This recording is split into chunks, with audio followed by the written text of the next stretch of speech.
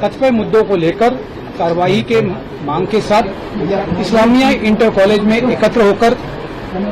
Collectorate मार्च के शक्ल में जाकर वहां पर ज्ञापन देने की बात कही गई थी। इस पे हम लोग तत्काल उनके संपर्क में आ गए और उनको बताया गया कि जनपद में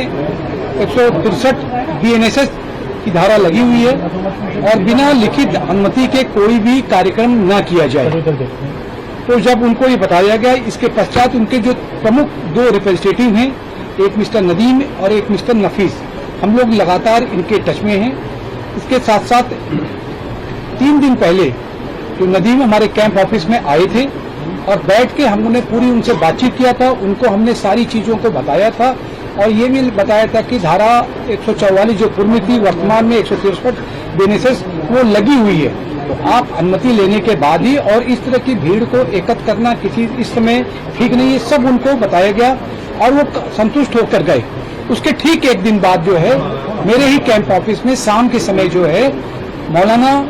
मिस्टर नदीम के साथ हमारे कैंप ऑफिस में आए और वहां पर मैं और कप्तान साहब की मौजूदगी में काफी देर बातचीत हुई। हम लोगों ने उनको सारी वस्तुस्थिति से अवगत कराया। ये फिर से बताया गया कि धारा 163 BNSS लगी हुई है, बिना अनुमति के कोई कार्यक्रम न किया जाए और अगर इस प्रकार की जो आप आ रहे हो उनकी शख्सियत के बारे में बताया। भीड़ इकट्ठी जब हो जाएगी तो आउट ऑफ कंट्रोल हो सकता है और आप जो मार्च कर रहे हो रास्ते में किसी भी प्रकार की जो है दिक्कत आ सकती है। सारी बातों को उनको बताया गया। उसके पश्चात उसी 1 दिन बाद उन्होंने कहा कि मैं घर जाके सोच के आपको पॉजिटिव जवाब दूंगा। अगले दिन का सुबह कहा गया कि पॉजिटिव जवाब आपको मिलेगा, लेकिन रात में फिर उसके बाद मिस्टर नफीस और नदीम के सिग्नेचर से एक हम लोगों को कागज मिलता है जिसपे लिखा होता है कि अब हम लोग इस प्रकार का कोई कार्यक्रम नहीं करेंगे, अर्थात इस्लामिया इंटर कॉलेज में हम एकत्र नहीं होंगे और न ही हम लोग कोई मार्च करेंगे। ये स्पष्ट लिखा हुआ था उनके लोगों की तरफ से। उसको हम लोग लेके मतलब मान के चल रहे थे कि अब इस प्रकार का कुछ नहीं होगा, लेकिन कुछ ही देर बाद इसका भी एक खंडन आ गया। फिर खंडन आने के बाद फिर जब उनके लोगों से पूछा गया फिर उस पर उन्होंने कहा नहीं साहब बिल्कुल जो हमने पहले लेटर दिया वो ठीक है। इसके अगली सुबह को करीब 10:30 बजे के करीब जो है मौलाना की तरफ से एक वीडियो जारी किया जाता है कि नहीं जो भी समाचार पत्रों में निकला है और जो भी आपने सोशल मीडिया या अन्य जगहों से आप लोगों को पता चला है और जो एक लेटर जारी किया गया वो सभी फेक है और हम पूर्व प्रोग्राम की तरह ही कार्यक्रम करेंगे। इसके पश्चात हम लोग लगातार मौलाना के टच में रहे। करीब 12 बजे से लेकर शाम 6 बजे तक मैं और हम लोग लगातार मतलब बातचीत हम लोग करते रहे। अलग अलग माध्यमों से बातचीत करने के पश्चात जो है कि ये हम लोग ने फिर कहा था कि अगर किसी प्रकार से आप इस चीज को मना कर दीजिए, क्योंकि धारा आपने अनुमति कोई नहीं लिया है,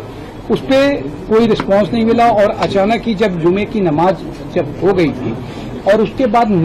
80 से 90% लोग जो है वो अपने अपने घरों को चले गए थे, क्योंकि उसके पहले हम लोगों ने एक फ्लैग मार्च भी किया था और उस फ्लैग मार्च के माध्यम से और social media, print media, electronic media के माध्यम से भी एक मैसेज दिया था कि धारा लगे होने की 163 BNSS के बारे में हम लोगों ने बाइट भी दिया था, सबको बता दिया गया था और सभी लोगों से अपील भी निकाली गई थी कि सभी लोग जो है जनपद में शांति व्यवस्था बनाए रखने में